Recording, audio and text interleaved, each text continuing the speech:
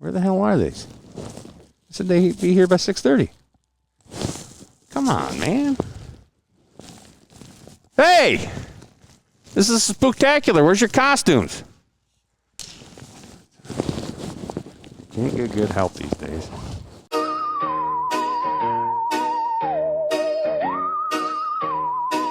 Outside the den, inside the barn, Motor City Pride, we've been waiting long.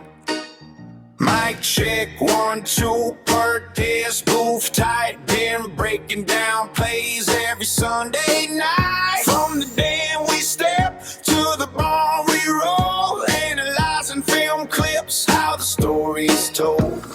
Lions on the rise, not the same old crew.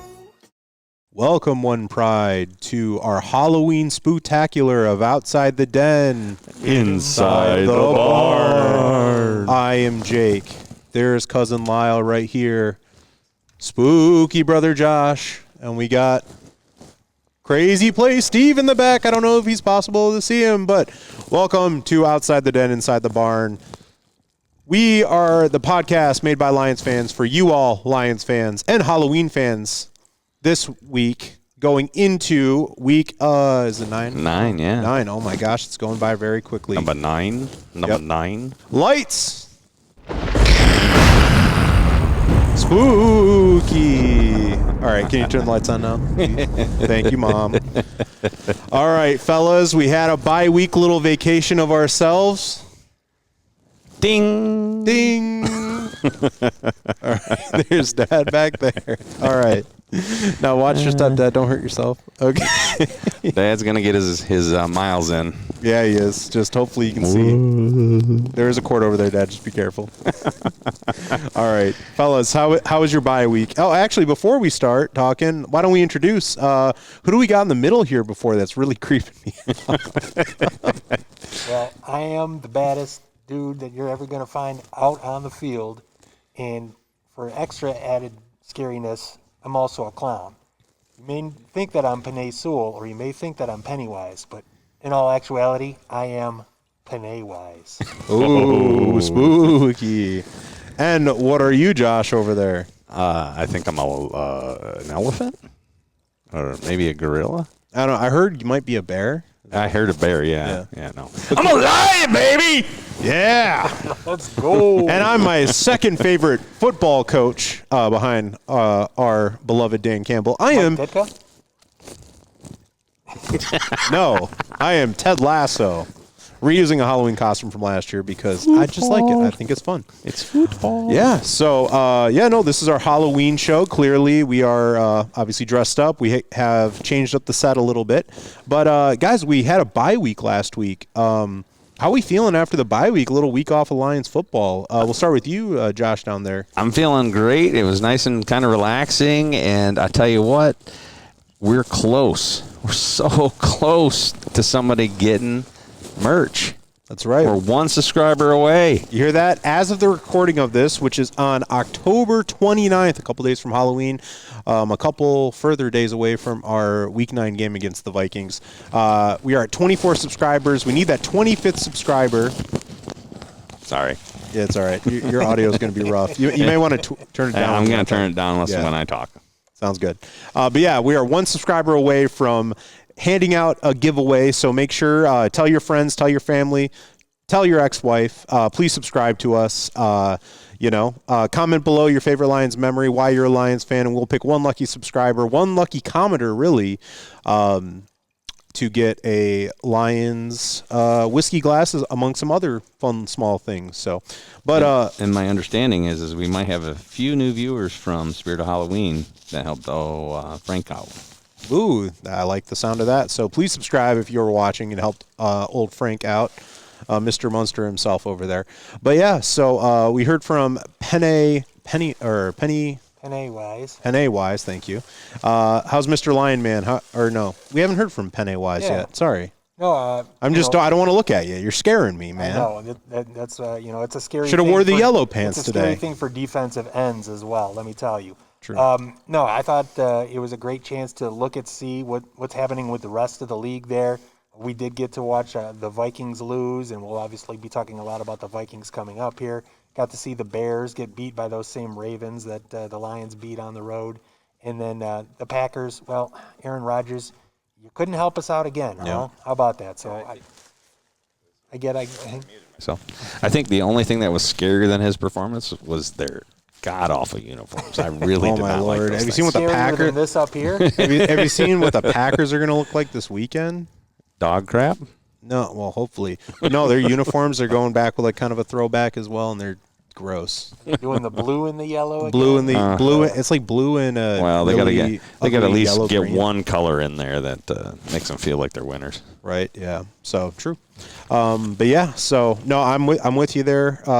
Penne wise, it has been it was a nice relaxing week off of football, but I did find myself on Sunday really, really wanting. I'm just like, I had a really good day on the books actually. Almost doubled my account, so that was pretty cool. You cheating on my casino? Allegedly.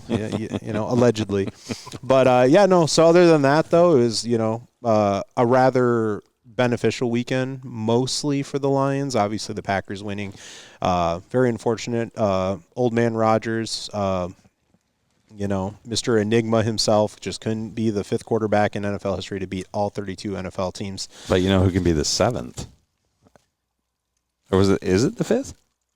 Yeah, just the fifth. Oh, I thought I saw something with some. Not many have done it. Jared Goff has the opportunity coming up. He does have the opportunity. I think once this season, and then two teams next season.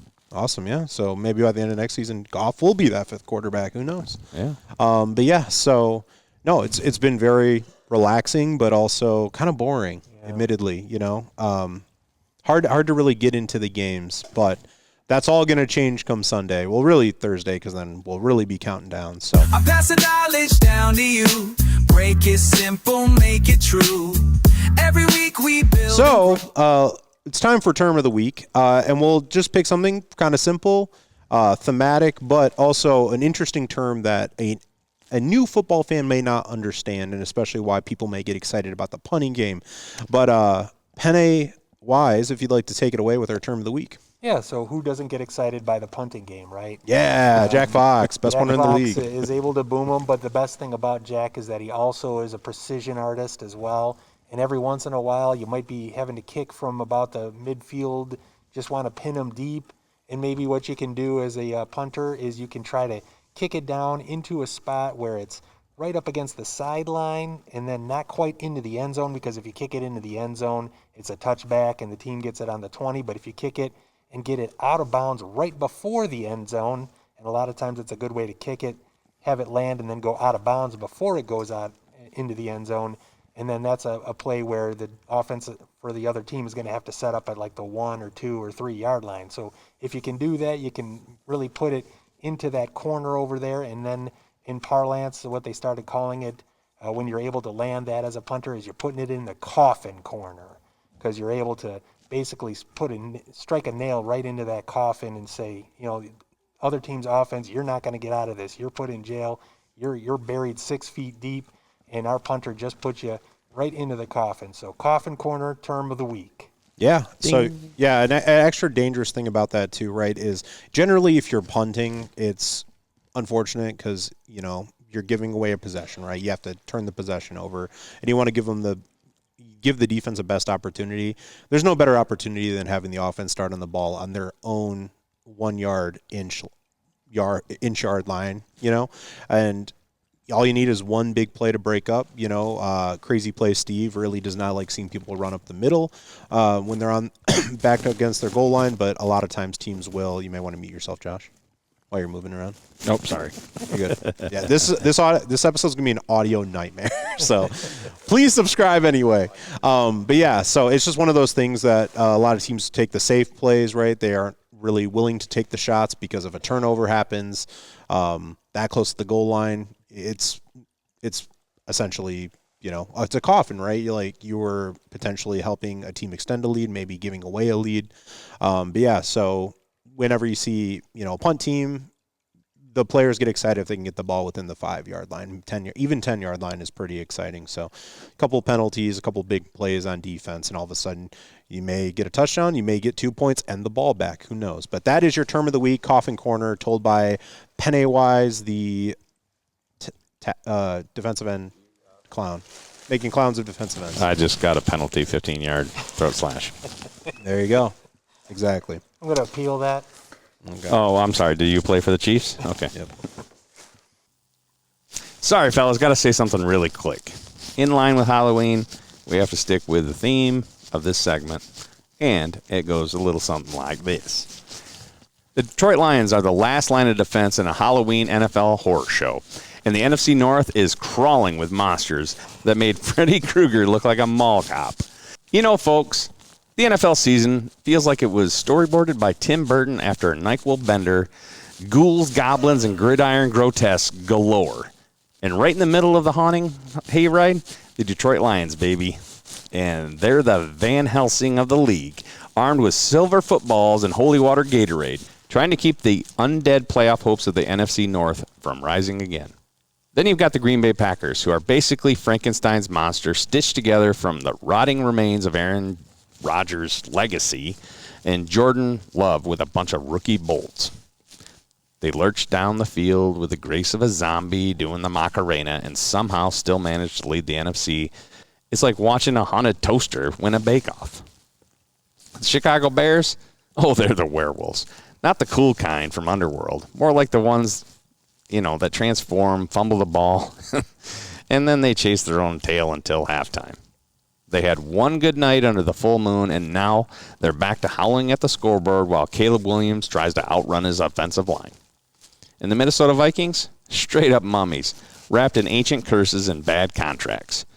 They shuffle through the season like they're trying to find their tomb.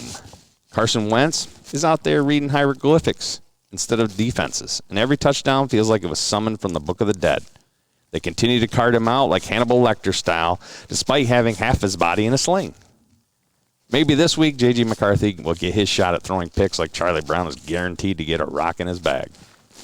But the Lions? Oh, the Lions are the Ghostbusters in this paranormal pigskin parade. They're 5-2, armed with Jahmyr Gibbs' lightning legs and Jared Goff's holy spiral. Dan Campbell's coaching like he's got garlic in his headset and a crucifix in his playbook. These guys aren't just playing. They're exercising demons. They already torched the Bears, held off the Ravens, and they're gearing up to stake the Packers right through the cheeseheads. So as Halloween descends and the league turns into a monster mash of mediocrity, remember, the Lions are the last hope of daylight. And if you hear the roar in the distance and see the blue blur streaking across the field, don't be afraid. It's just the Lions fighting the forces of football darkness with grit, guts, and a silver-plated goalpost. And that's all I had to say. Terribly, but I had to say it. Breaking now, or was it breaking in? It's breaking bread. Okay. Yeah, so I know we're expecting a call from Breaking Brad any minute, but just to keep in the spirit of everything, you guys saw Hutchinson's new deal? He had a new deal? Yeah, not FDR. Aiden Hutchinson had a new deal. Oh. Yeah.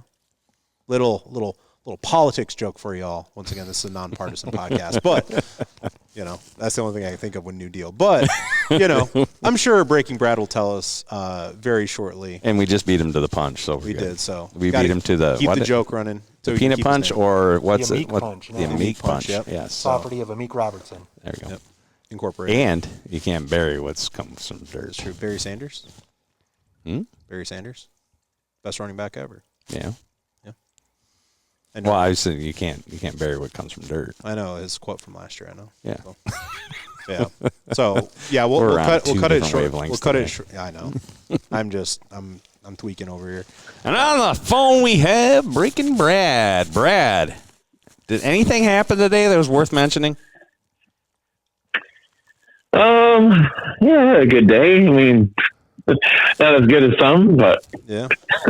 not $45 million a year, 140. not quite. Did you see Kirby's tweet about co-signing? No, what do you say? he's like, hey, remember what you told me? you buy me this, whatever. That's funny. Do you need a co-signer? But Amik said he was going to show up tomorrow in a spaceship. all right, so Brad, you want to break the news to the podcast and us, even though we discussed it a few minutes ago. What happened in the NFL, specifically around the Detroit Lions, and one potential Defensive Player of the Year candidate? Yeah, you're asking me what the deal was? You haven't talked about that yet? No, we have, but we want to hear from you. Yeah, you have to tell it us the second time. Oh, I'm actually watching something on TV right now. They're talking about it. But, yeah, 4 years, $180 million extension, $141 million guaranteed. And you know, in the article, you know, also talks about how, you know, it's very likely structured where the Lions will be able to sign all these other great players, you know, coming up like Branch and Gibbs and, you know, so forth. So that's really the good news. Yeah, I think somebody said that we're like second highest in cap space. Yeah, so one kind of thing, I'm going to pull it up, but the yearly contract is not as big as T.J. Watt. It's not as big as Micah Parsons, but his guaranteed money is pretty substantial. And I was talking to a coworker today at the office, and I think that's where like the player friendliness comes from it, where he's taking a little less money every year, but he's guaranteed as much as possible. And I do that to me. I made a comment about it. I forget if it was on the podcast or out of it, but out of all of these superstars in the league, Hutchinson kind of seems like to me the guy, if they're going to take a team friendly deal, it might be him. And even though he's getting the bag, the fact that he could negotiate, you know, he could easily negotiate a Micah Parsons type deal, right? You know, there is an argument as like, does he really deserve that? Because he got hurt last year, right? He's only been in the league a couple of years, but at the same time, his impact is you can't argue it, right? It just is awesome. It's great news knowing that he's extended. You know that we won't have any off-season controversy about signing him. You're not going to hear that talk this offseason, which is fantastic. So, and on top of it, I would say a good chunk of that is going to the charities that he loves. Oh, House of Hutch, you know. Yeah. So. Oh, I think so. And for the games he's played in the last 3 seasons, you know, we're talking about, you know, really only 5 games last season, 7 games this season, and a full season the year before. He's the only player in the NFL that's averaging more than a sack a game. Yeah. Everybody else is under a sack a game. That, you know, so I mean that's pretty amazing. No, absolutely. Once again, it's one of those things where because he was hurt last year, that a lot of teams would be hesitant to pay a player that much money, but when he's in the game, he makes an impact, and we saw his loss last year. Even though we still won 15 games last year, not lost 15 games. We're not the Bears. They didn't lose 15, but yeah, no, it's still great news. You know, I'm even pulling up the Micah Parsons trade right here. He only had 120 guaranteed. Annual value is at $46.5 million a year. T.J. Watt's not too far behind him there as the second highest paid non-quarterback in the league. So pretty exciting, though. Pretty exciting nonetheless. So yeah, and I think that a big thing about it is it's another example of what the Lions are trying to do here. They're signing their players to these 4, 5-year extensions. They're young players, so they know that they've got, if they perform the way that they can believe they can perform, they've got another contract coming up, but they're getting not quite top money, but they're getting right in that range. Hutchinson's pretty darn close. Yeah, they're getting right in that range, so they know that they've got the respect. And I think that they all do have the same goal. They do want to make sure to try to keep the core together and have these multiple opportunities, cracks at it, because they think that they're going to be contenders for a really long time. So I think there's a respect on each side of the table when these things are done. The Lions are acknowledging these players and what they've done and what they mean to the team. And on the other side, the players are excited about the team, recognizing them, giving them this money, but allowing them, an opportunity to still keep the core together and do something, spectacular, hopefully in the future with this team. So to me, it's the best of both worlds everybody's going to be happy and on the side. And it just feels like, same thing that we had when Amon-Ra and Panay signed up. It's the same thing when J-Mo gets his off-season deal. It's the same thing when Kirby gets his deal. It's that these players are saying, we're worth it, and they're recognizing it, but we're also not going to do something that's going to totally tank the vision that we have going forward of being a contender and hopefully a Super Bowl champion at some point. Right.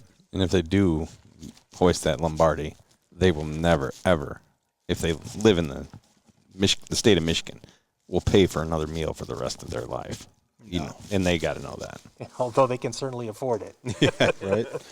I wonder what that rookie bill was this year. Yeah, right. A ban. But yeah, Brad, how was the rest of your bye week though? Kind of lonely or kind of boring without the Lions playing, huh?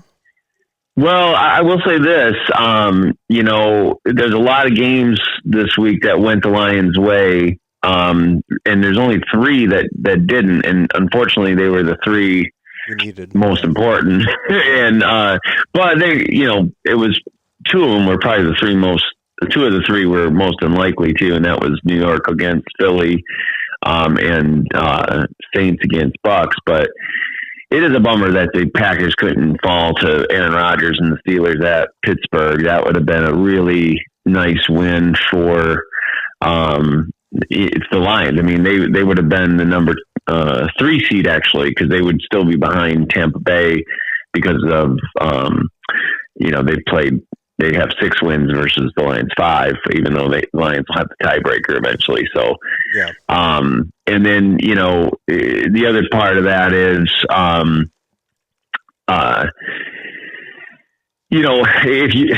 if you look at what's about to happen, the Carolina Panthers are playing the Green Bay Packers this week in Lambeau.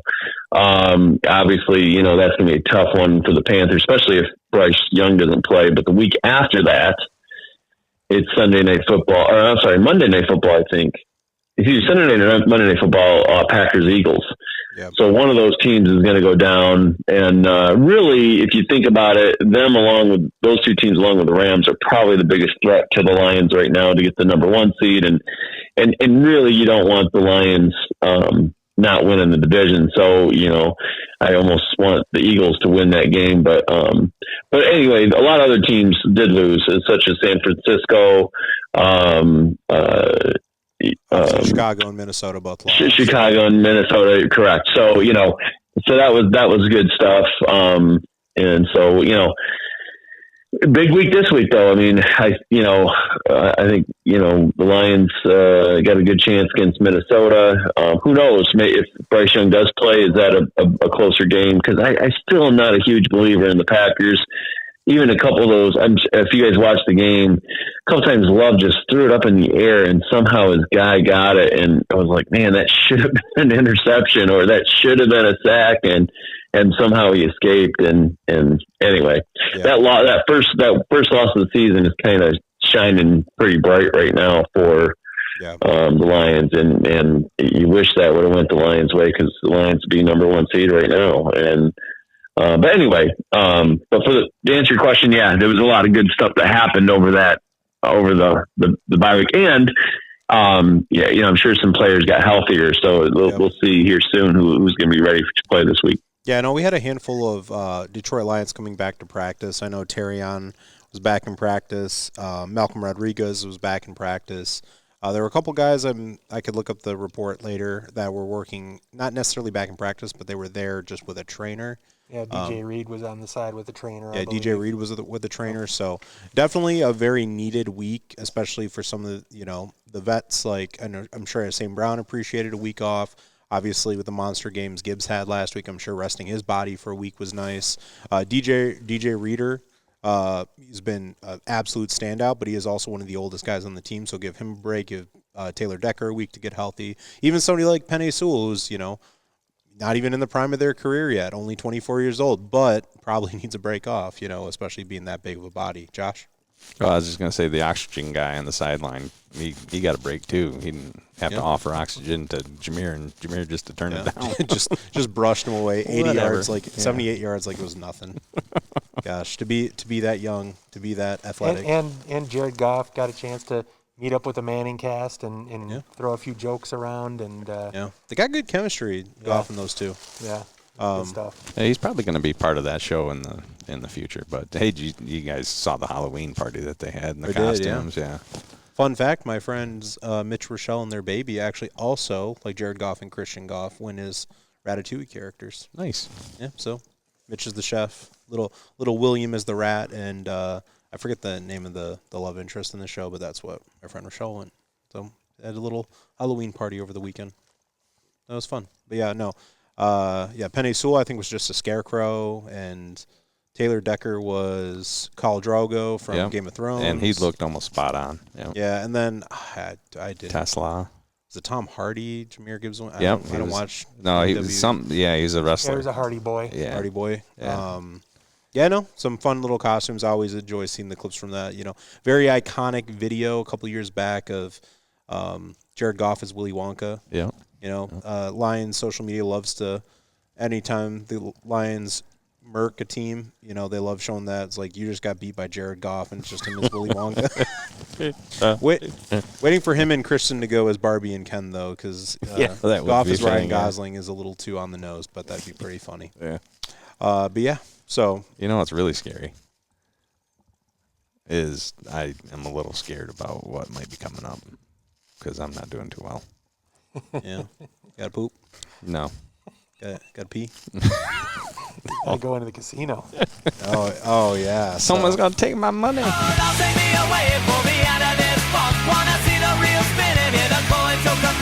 your money where your mouth is. I'll get all of that. Just so tell me now, are you feeling lucky, Paul? All right, so enough of the holiday fun. No, never mind. Let's continue it. Let's go to Cousin Lyle's Casino. Cousin Lyle, if you want to take it away. All right, welcome to the spooktacular casino this week. Ooh. That's right. If you this time if you lose, I take your soul. So that's all that's on the line here. But we're back into the games again. So we got 4 questions here. Put your money down and take your best shot here.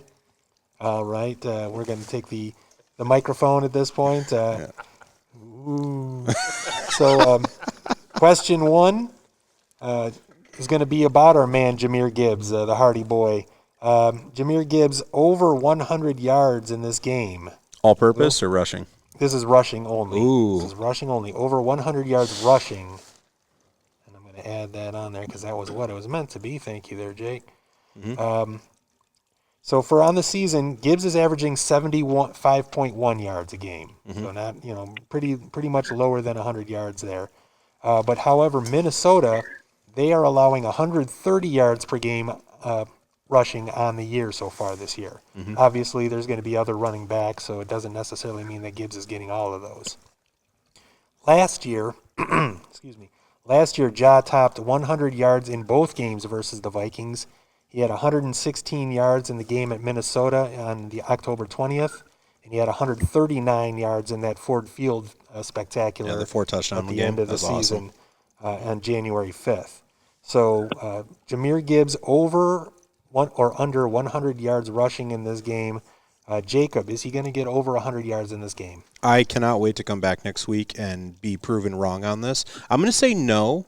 I do think he is going to have a great game, as Jameer Gibbs has had great games against the Vikings. He is. There are 2 players that seem to be the Vikings, or at least a player on the Vikings kryptonite. You might mention it later on in the episode, but I do think Gibbs is under 100 yards rushing, but I do expect still a pretty great game out of Gibbs. All right, so Jacob's taking no on that one. Cannot wait to be wrong on wants that to one. be proven wrong. Josh, do you want to be proven wrong in this game? Yeah, I definitely want to be proven wrong, and the reason why I want to be proven wrong is I do want him to get those yards. However, I think, to stick with the Halloween theme, the 2-headed monster is coming back this game, and you're going to see some Demo and Jameer. Jamo might get a couple rushes. I think so too. Sonic and Knuckles? Yeah, Sonic and Knuckles will be back in force, and I do believe both of those will get a tutty. each of them. I like that. All right, so we've got a couple of bummers on this side of things. Ja going under 100 yards rushing. Brad, are you going to continue the streak? Yeah, you almost changed my mind with those stats with him hitting over 100 the last 2 games, and I forgotten he had that 4 touchdown game. But yeah, I'm gonna agree with Josh and Jake and say under, and for really the same reason. I think not only will they, because Minnesota is not a very good run defense this year so far, and I think they're gonna want Montgomery to get more involved. I just think this is one of those games where. I don't see J.J. McCarthy, having some very long drives against us. So I think we're going to have the ball a lot. And I think this is a get-right game as far as maybe individual stats. And I know the Lions aren't really about individual stats. They're more about the team. But, come on, you want to give Jameson Williams some touches. You want to give Montgomery some more touches than they've been getting. And yeah, and even Tess, that's a good point. And in exchange for that, you're also giving Gibbs' body a little bit of a rest from some of the hits, because I think that's one of the biggest benefits of having two guys is, you're not giving one guy all these hits every single week, and you're keeping them healthy throughout the year and ready for playoffs. So yeah, I'm going to stick with Jake and Josh's prediction. All right, so we've got 3 no's on that. Pennywise curses your non-belief here. He says, yes. Saving the graphic. Yeah, saving the graphic here. Jameer, he's going to come into this game. And the thing is that, he's going to get some touches, and all it takes is one for this guy to spring something, 40, 50, 60, 70. All he needs is 2 carries, 2 50-yard carries, and bam. That's it. So I'm going to save the graphic there willingly, happily. And I'll take yes on that. Everybody else has Jameer under 100 yards in this game. So guaranteed to hit because he's the house, right? Yeah, and if you take my chip, I'm all right with that. That's right. Yeah. All right, number 2. Who wins the turnover battle, the Lions or the Vikings in this game? So far this year, the Lions have 11 turnovers on defense. The Vikings have 8. Both have played 7 games to get those. Last year, in fact, the Lions did not win the turnover battle in either game against the Vikings. Mm-hmm. It was 1-1 in Week 6, and it was 0-2. They actually had 2 turnovers, and the Vikings didn't turn it over at all in Week 18, even though the Lions beat them by a pretty impressive score. Well, we saw a game similar to 2 weeks ago against the Bucs, right? It was just, a couple turnovers here, but the defense just played lights out, and the Vikings really couldn't do anything with it like the Bucs couldn't. So. Right, and then the final thing I've got on this, Lions defense, obviously getting more players back, hopefully after the bye week. And we know Minnesota's defense is always aggressive. They really do count on those turnovers. So even though they've got fewer this year, they're always looking for those turnovers. So in this game, who do you think is going to win the turnover battle, Lions or Vikings? We're going to start with Mr. Lion himself, Josh. We're going to go with the Lions, and I'm going to go with at least 3. Three and maybe 1, and the 1 is going to be. It's going to be so controversial that it really doesn't count. All right, so Josh is taking Lions on this one. We're going to go over to Brad. Brad, do you think the Lions are going to get more turnovers in this game, or do you think the Vikings are going to win the turnover battle? Yeah, I think the Lions are going to get it just because I can see J.J. McCarthy making a mistake or two, and then I'm going to kind of revisit this throughout all these podcasts and say, I still believe Hutchinson, I predicted he'd break the sack record and all that. He needs one of those big games that Myles Garrett just got. I don't know if he'll get 5, but I can see him getting 3 in this game, and one of them being a strip sack for a Lions turnover. So, hey, Josh, I might be on page with you saying 3 turnovers, which is pretty big ass, pretty bold prediction. That's a big ask, as I think Lomas Brown likes to say. Jake, got 2 That was Lions with on the a board. K, right? Yeah, big ask. Okay.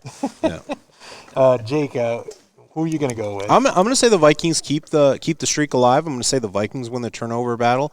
Once again, as we've seen in the past, doesn't necessarily mean that they win the game, but I think it's going to really be down to how much do we run the ball, how much is JJ asked to throw. which I think going into this game, a lot of us think JJ is going to have to throw a lot, depending on how the Lions play on defense. But, the biggest thing really is just going to be our defensive backs, the Legion of Whom, played incredibly well last week. Can they 2 weeks ago? Can they repeat it?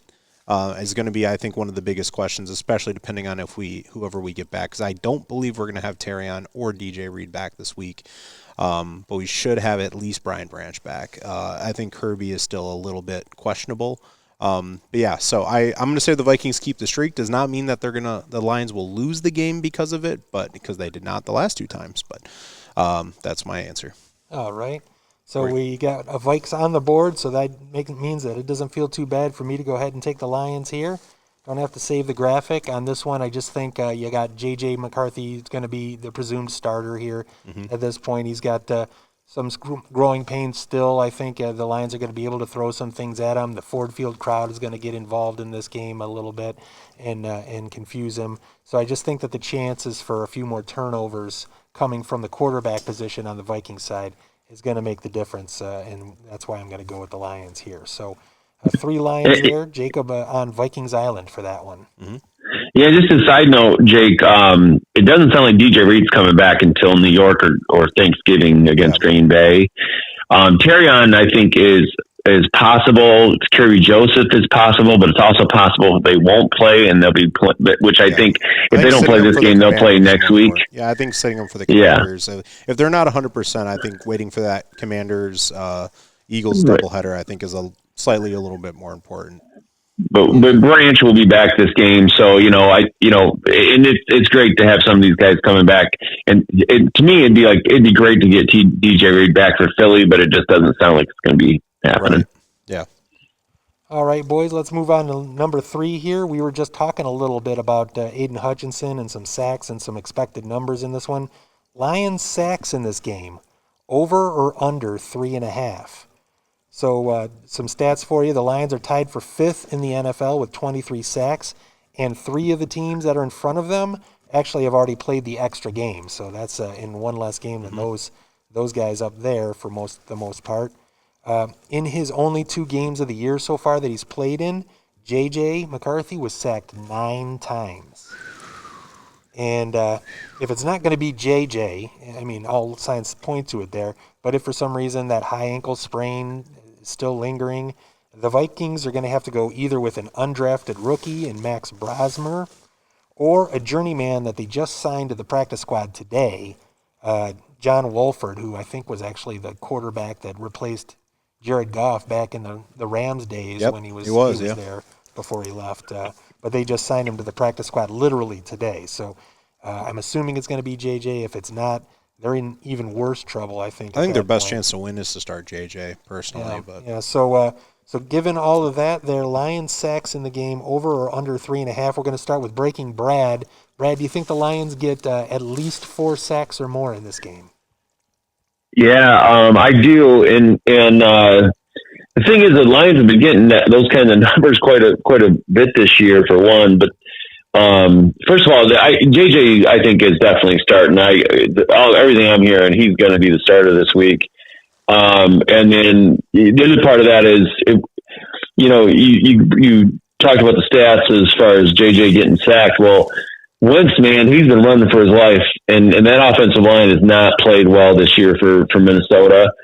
And I think, the fact that we just got McNeil back, and that defensive line is pretty intact as far as Reeder and Muhammad, and I just think going back to what I was just saying about, I think Hutchinson's going to get 3 sacks and start rounding out that number that I predicted at the start of the year. This is a great game for that, and so I do see that, and they're at home as well. So the noise is going to get to JJ. So I definitely see, let's talk 5-6 sacks, right? Absolutely, can see that. Jacob, a lot of good points there. Are you going to agree with Brad on this? I do agree. Yeah. I think, once again, a lot of growing pains. I watched quite a bit of J.J. McCarthy when he was playing for the University of Michigan. And University of Michigan, they're a true product of Big Ten football. Generally have a really good offensive line, usually very talented running backs. J.J. was not asked to throw as much as many other quarterbacks in Division I NCAA, NCAA. And I think that's a great way for Shep to test. I do get a lot of Brian Flores vibes from how Shep coaches the game, and Flores is a pretty standout defensive coach. So I do think they're going to test him. I think they're going to send a lot of blitzes. I think they're going to give the guys the green light. And once again, if the Lions kind of stay true to form as they've been the last couple of years, I mean, Jordan Mason and Aaron Jones didn't do almost anything on 11 total rushes from Vikings running backs last week, or at least from the top 2 running backs. So if they shut down the run, they're going to have to throw the ball. And if they throw the ball, our pass rush is going to get a green light. And obviously we have a Lee McNeil back, which is a massive boost to especially an interior pass rush. So over 3.5, I think exactly 4 sounds like a good number, but they're going to bring a lot of pressure, generally what Flores likes to try and do to Goff. So I think they're going to taste their own medicine. I think the Lions go over 3.5. All right, 2 pretty confident overs there. Josh, you gonna break the trend here, or you got? I'm going over as well, and I think I'm more in line with Brad. I think we might see 5 or 6. I think Hutch gets 2, Aquaman 1, Barnes, and Branch. Why not? Yeah, I was gonna go Thor, but yeah. So I think I'm pretty confident they are gonna have to pass a lot just to try to catch up. I mean, Branch is one of the smallest guys on the defense, not as small as Amik, but I mean, is there a bullet? He's literally a bullet fired out of a firing arm. And Amik is going to cover Jefferson, I'm assuming, right? Yeah, sure. So and he's keep him on Jefferson the entire game. It doesn't care where he goes. Yeah, do it. And he's done a fantastic job the last couple games on him. So yeah, we'll talk more about that later. All right, so we've got 3 overs across the line, leaving it to me to save the graphic. But boys, I am not going to do that here. I do think that this is an over. Sweep. We got the sweep on, so we'll see how that works out. But yeah, I mean, in addition to the Lions getting healthier and getting some push in the middle now with Aleem doing those pass rushing drills, you're going to have a weakened Minnesota line. I think their center is on IR. I think Darrisaw is hurt again, unfortunately for them. After coming back healthy, which they needed. So they are definitely in disarray. You've got a quarterback that's going to be back there, and maybe he's not going to be trusting, what he sees. He's going to hold on to the ball a little bit more.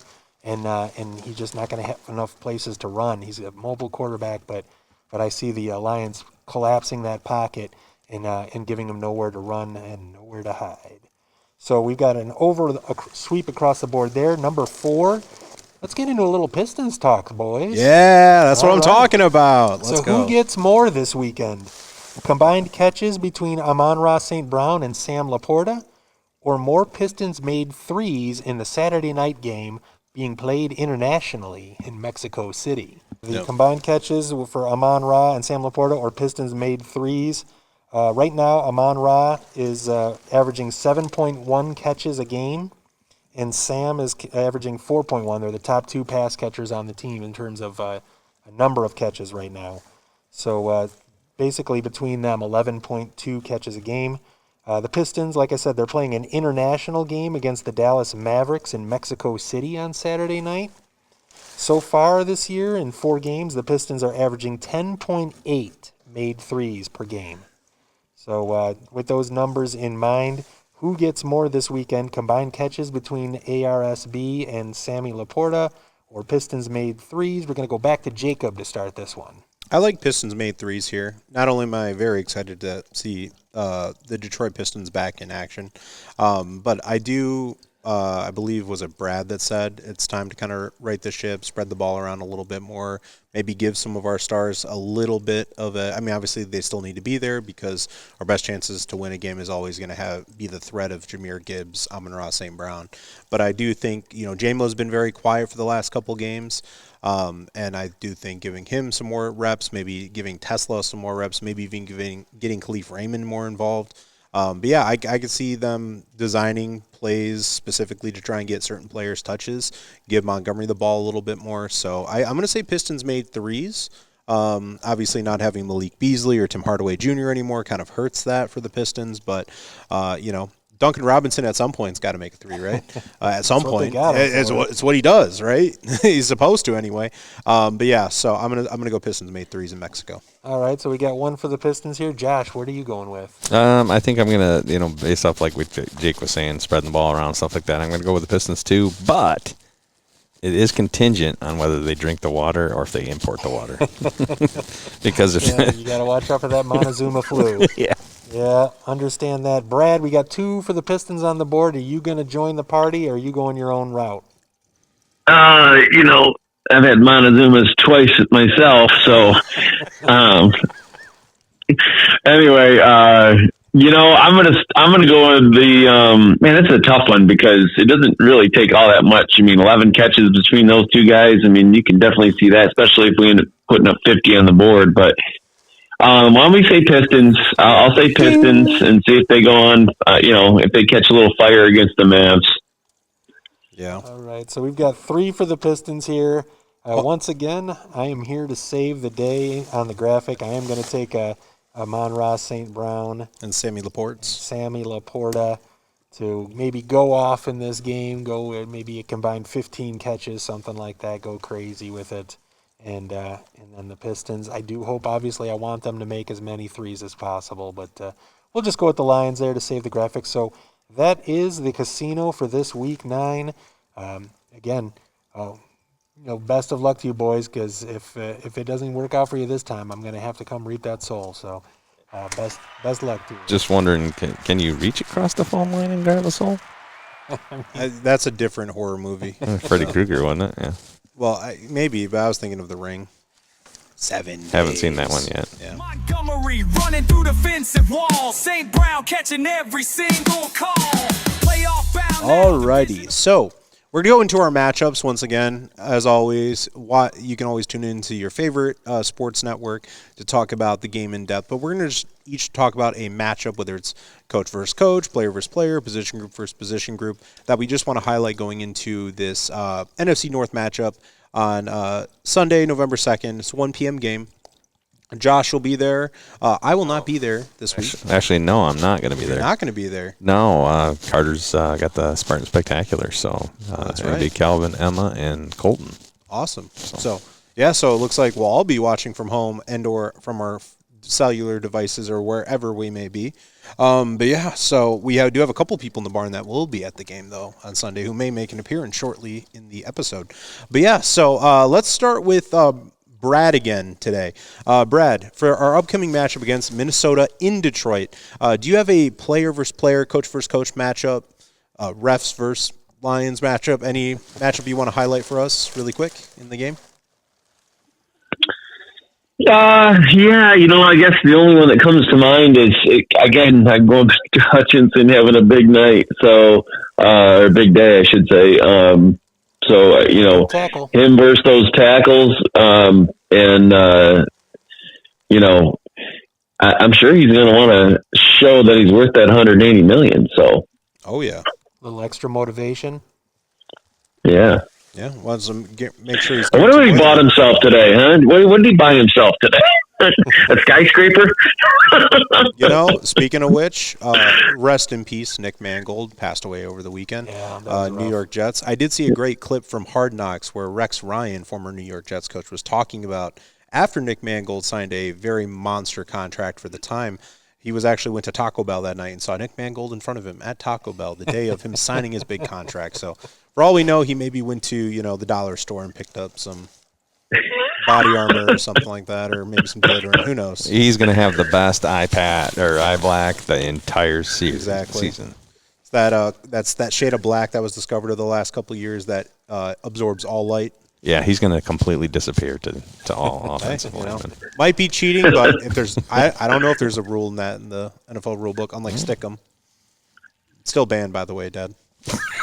I like that, especially if they're going to be playing against backup tackles. I mean, Hutchinson, we saw last year in his 4.5 games what he did against backup linemen is he put him in a spin cycle, and they were still spinning after the game. So, Josh, how about you?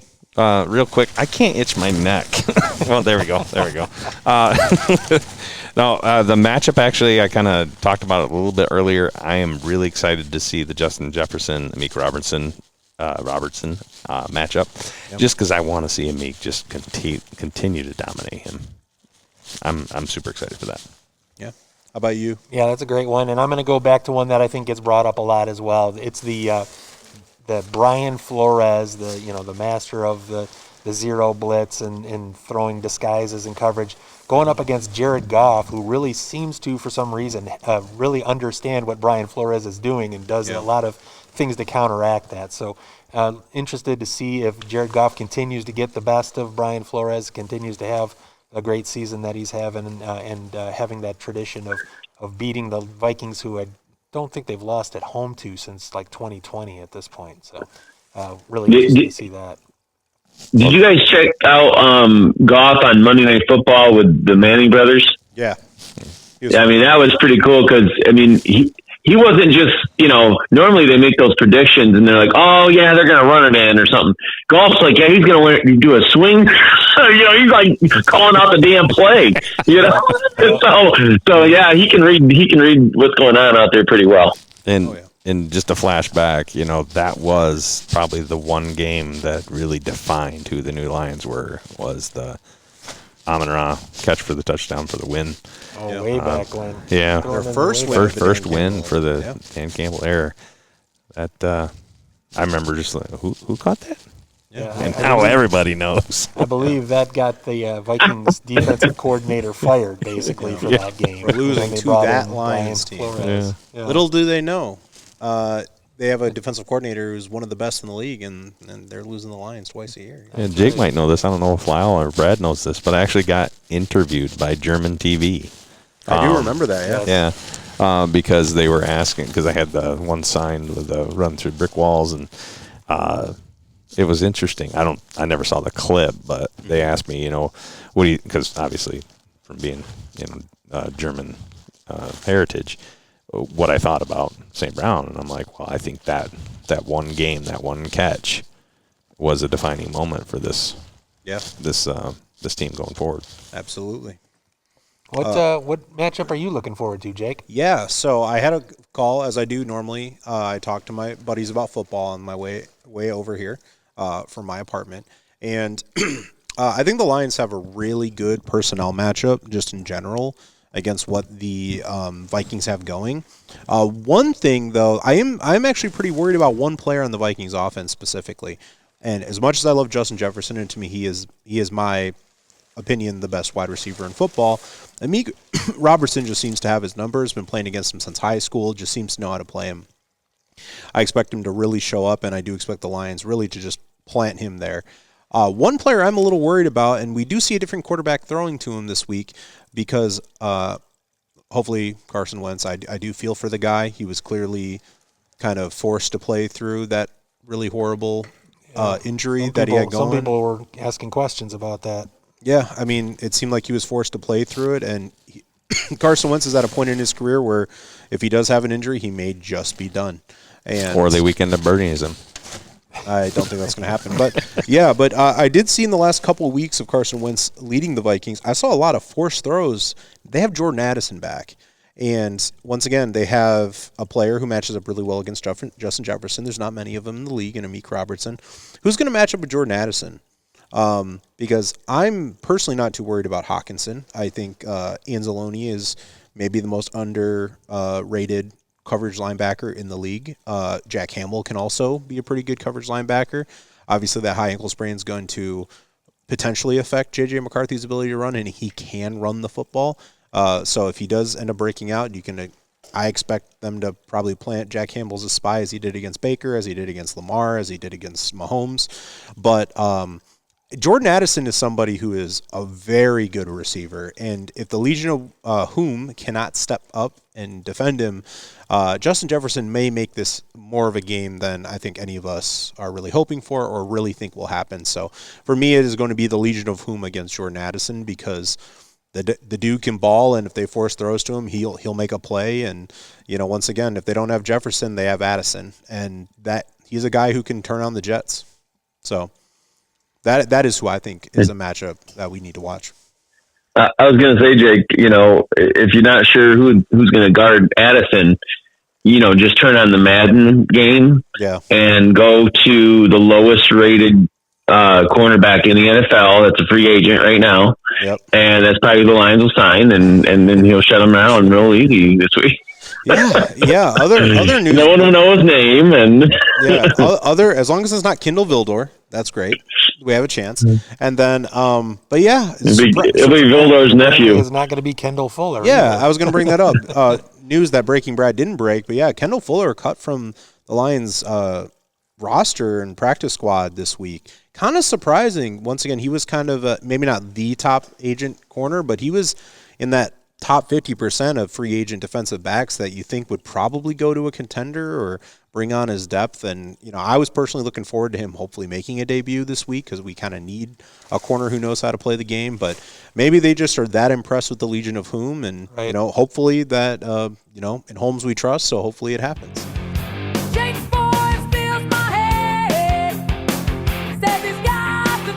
All right, it's time for Jake's Lock of the Game. 2 weeks ago, we hit it. It's pretty cool. St. Brown had a great comeback game, specifically in the first half, but that's really all we ended up needing with that defensive standout defensive performance we saw by the Lions.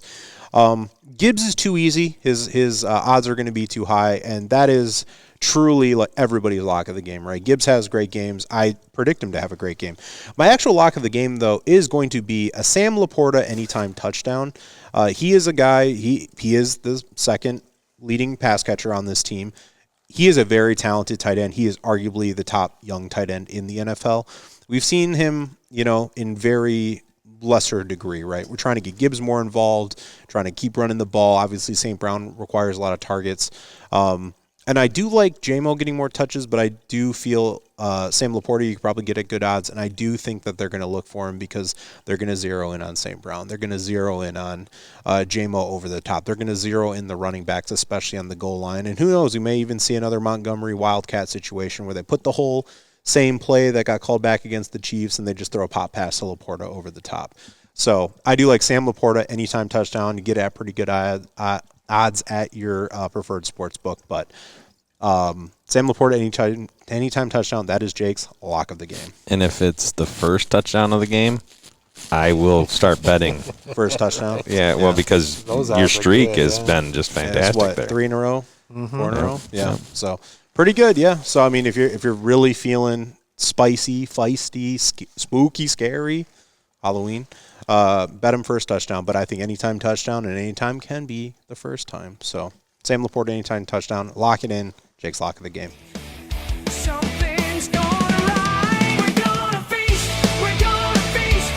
All right, so we're going to do our score predictions for the game. We do this every week, except for last week because it was the bye week. So I'll start with you, Cousin Lyle. What do you think the score of this upcoming Sunday 1 o'clock game, Minnesota Vikings at Detroit Lions, what do you think the score is going to be? Yeah, I expect that the Lions, obviously got some good time off on the bye week. They're going to come back refreshed, relaxed, ready to roll.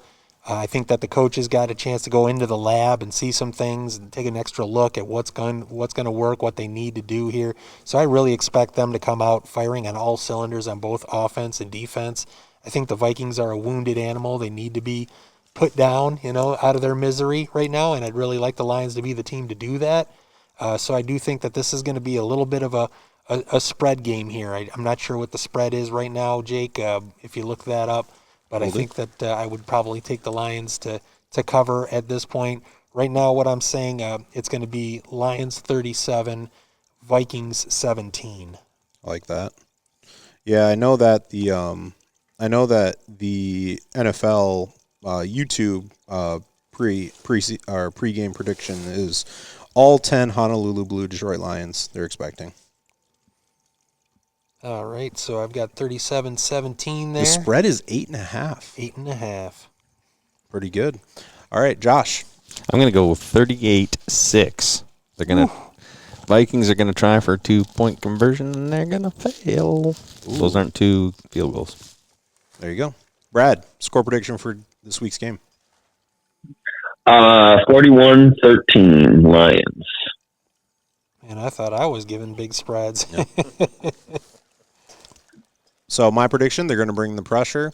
Lions are going to try and run the ball and control the clock and really grind them down. I think 27-13 to me. Detroit Lions winning the game, 27-13. So we're going to go through really quick one more time. Lyle? Lions 37, Vikings 17. Josh?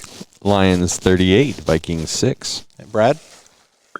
Lions 41, Vikings 13. And I have 27-13. But wait, there's more. Shout out Scream. We're going to have a special guest come on and give their prediction, their score prediction. Sister Tori, come on down. So we have extra score predictions from Frankenstein. What's your score prediction for the game? I don't have a score prediction. I have a scoring method. Okay, Well, so we're going to skip you this time, and we're going to go to Inspector Clouseau over here. That's right. What's your score prediction? Oh, I'm gonna go with Lions 34 and Vikings 21. All right. I'll put that down. We'll put you down in the official book here. And from there, we go to Frankenstein's crazy play of the game. Spooky play of the game. Steve's gonna blow your mind away. All right, you ready for me? I'm assuming this has to do with that scoring thing you were talking about. Scoring thing, of course. Okay. First of all, I usually go by Stephen Munster, but today I'm Franklin H. Munster. And this is a shout out to a TV show back from the 60s that was fun and entertaining. So thanks to them. But anyways, I have, can you hear me? I can hear you. Okay. Keep rolling. All right. I'm going to talk about the scoring of the game. First of all, I love Rodrigo. There we go. Welcome back, Rodrigo. Welcome back. Is he playing? He's practicing. Oh, that's awesome. I didn't see that yet. Oh, that would be. Oh, that's great. Okay, back to the scoring thing. First of all, when you talk about Lyle's Casino, we have something that's a sure bet. My lovely wife will make sure there are no hometown refs in the Lions game. No hometown refs, because she likes to see it as fair as can be for both teams. Number two, when you talk about touchdowns, the Lions are going to score going to have 3 touchdowns, and my son with the pointed ears, who knows football more than anyone else, he says 3 touchdowns. And then it turns to my blonde-haired niece, who doesn't want the losing teams to feel bad, so they get 1 touchdown. Wait, what? Who is your blonde-haired niece? Well, you'll have to watch the show to see it out. And you're my sister. I was only kidding. Hold on. I think. Yep, he forgot it. Frankenstein forgot the brain. I don't have no brains. Yeah. Okay. My pointy-eared son. See, I was sitting there too long, and I'm forgetting everything. I gotcha. So, I understand now. pointy-eared son says 3 touchdowns. My blonde-haired niece says 1 touchdown. There's 3 more touchdowns to account for. And you know who they get? It's the refs. The refs get 3 of the other touchdowns in the game. So they get credit for that. So one team gets 3, one team gets 1, and the rest get 3. And the one that is saying that will happen is Grandpa. Grandpa does potions and spells and all kinds of things like that. And so he is saying that there's 3 for them. And then last but not least is Dan Campbell. Dan Campbell, we love. Dan Campbell, when the coin toss is flipped, take the ball. And that's what Mr. Munster says. That's it.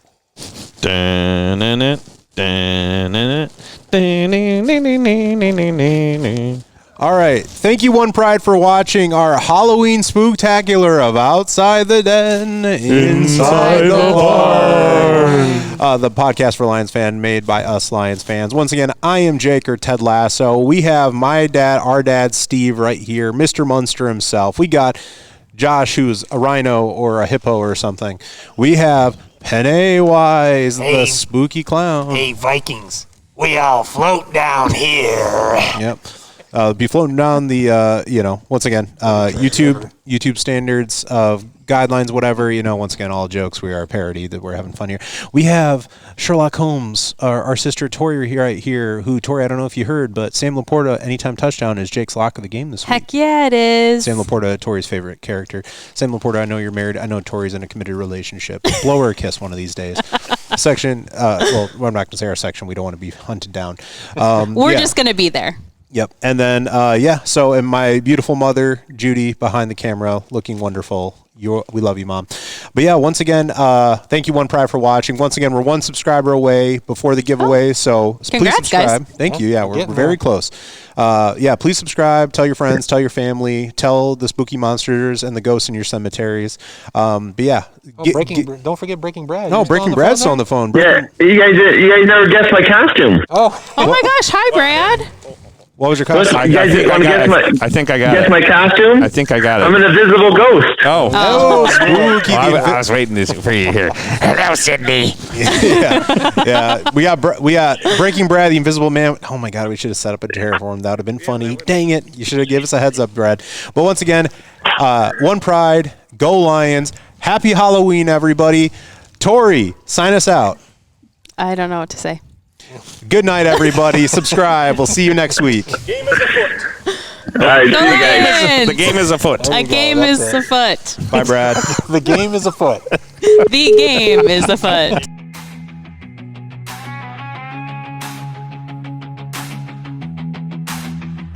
Podcast over. Signing off tonight. Wyatt Intimation. Everything's alright.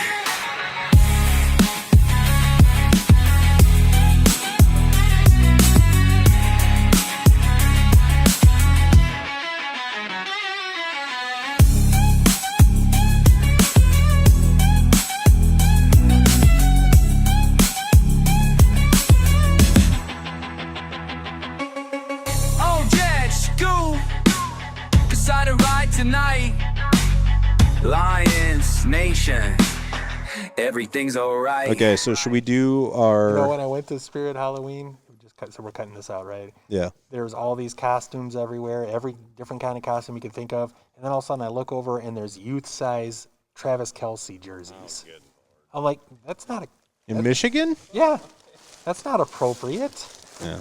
Get that out of my sight. I want to see, killers and slashers and murderers. We can't. But I can't see that. We can't escape the redwood tree. We just can't.